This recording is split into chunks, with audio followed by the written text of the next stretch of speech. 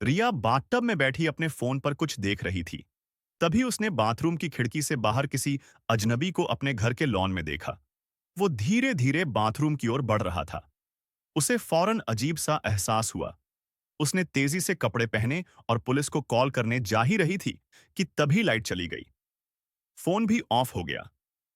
घर में अकेली होने की वजह से रिया घबरा गई।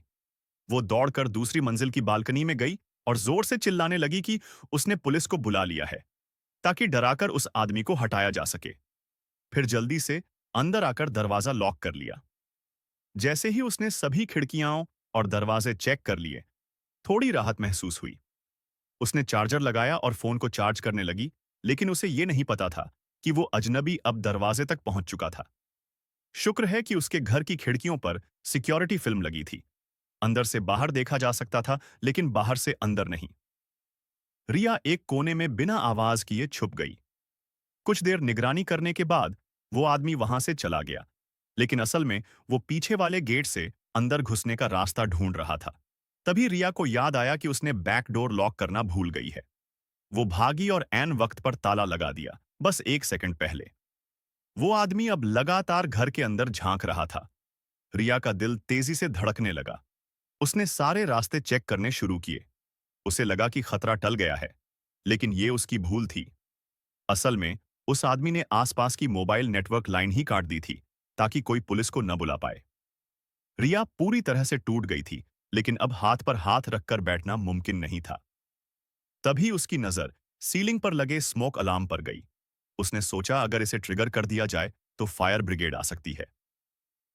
उसने लकड़ी जलाकर सेंसर के नीचे रखी और आखिरकार अलार्म बजने लगा। पर उस आदमी ने बैग से एक रिमोट निकाला और अलार्म को चुप करा दिया। रिया कुछ समझ पाती उससे पहले वो जबरदस्ती दरवाजा तोड़ने की कोशिश करने लगा। सौभाग्य से दरवाजा मजबूत था और कुछ देर में वो चला गया। रिया ने मौका देखा और पिछवाड़े से भागने की कोशिश की, लेकिन अचानक आमने सामने हो गई उसी आदमी से। अब वो दरवाजे और शीशे को तोड़ने लगा। तभी घंटी बजी। रिया को याद आया कि उसने 1 घंटा पहले फूड डिलीवरी ऑर्डर की थी। वो दौड़ी बालकनी पर और डिलीवरी बॉय को चिल्लाकर मदद मांगी, लेकिन दूरी ज्यादा होने के कारण वो कुछ सुन नहीं पाया। तभी कुछ भयानक हो गया। शाम हो गई थी। अंधेरा छाने लगा था। रिया ने चुपचाप साइड डोर से निकलने की कोशिश की और कार स्टार्ट की, लेकिन कार ने स्टार्ट ही नहीं लिया। उस आदमी ने पहले ही इंजन की वायर काट दी थी। वो उसे दूर से घूर रहा था। मजबूरी में रिया फिर से विला में लौट आई, लेकिन इस बार उस आदमी ने शीशे पर उंगली से लिखा, आज की रात आखिरी है। अब उसने ब्लो टॉर्च निकाली और लॉक को पिघलाने लगा। रिया ने डर के मारे एक फ्रूट नाइफ उठाई और जैसे ही दरवाजा खुले, हमला करने की सोची, लेकिन डर के चलते भाग गई। वो विला से बाहर निकल तो गई, पर उसका घर पहाड़ की चोटी पर था। शहर तक पहुंचने में कम से कम 1 घंटा लगता। मजबूरी में वापस लौटी। जैसे ही घर में घुसी, उसे सामने अपने एक्स बॉयफ्रेंड का चेहरा दिखा। पहले तो उसे खुशी हुई, लेकिन फिर उसे शक हुआ कि कहीं वही तो नहीं जिसने ये सब किया। बिना कुछ कहे उसने उस पर हमला कर दिया और भाग निकली। फिर उसे किसी मीडिया चैनल का नेटवर्क मिला, जिससे उसने इंटरनेट रिस्टोर किया और पुलिस को कॉल किया। लेकिन पहाड़ पर होने की वजह से पुलिस आने में 20 मिनट लगने वाले थे। तब तक उसे खुद ही लड़ना था। उसने चुपचाप उस आदमी को पीछे से पकड़कर एक कमरे में बंद कर दिया, लेकिन दरवाजा ज्यादा देर तक नहीं टिक सका।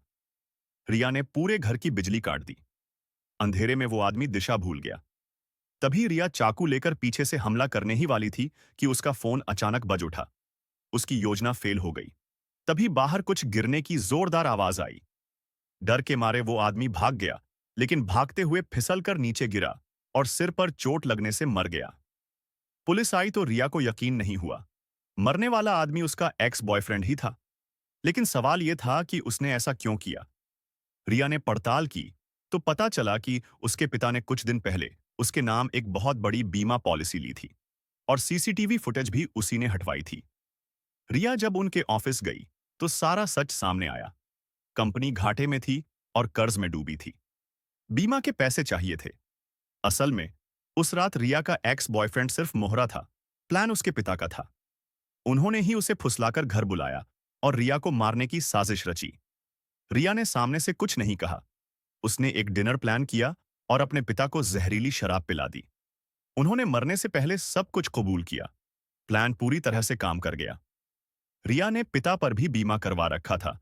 मौत के बाद करोड़ों की रकम मिली। सबूत उसने साफ कर दिए थे। पुलिस कुछ भी साबित नहीं कर सकी। आखिर में रिया शहर छोड़कर एक नई जिंदगी शुरू करने निकल पड़ी और कहानियों की तरह अपने जीवन के